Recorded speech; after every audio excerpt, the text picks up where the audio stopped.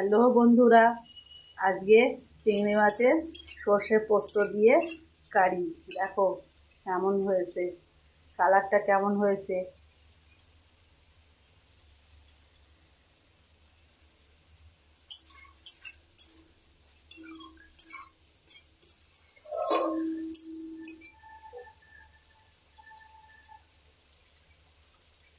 খেতে একটু মালাইকারির মতোই লাগবে, কারণ এতে একটু গুঁড়ো দুধ দেওয়া আছে, কাঁচা লঙ্কা দেওয়া আছে,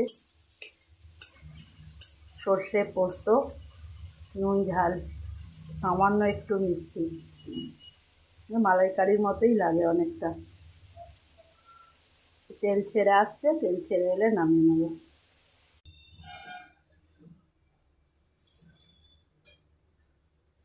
তাহলে রেডি হয়ে গেল চিংড়ি মাছের সর্ষে পোস্ত কারি।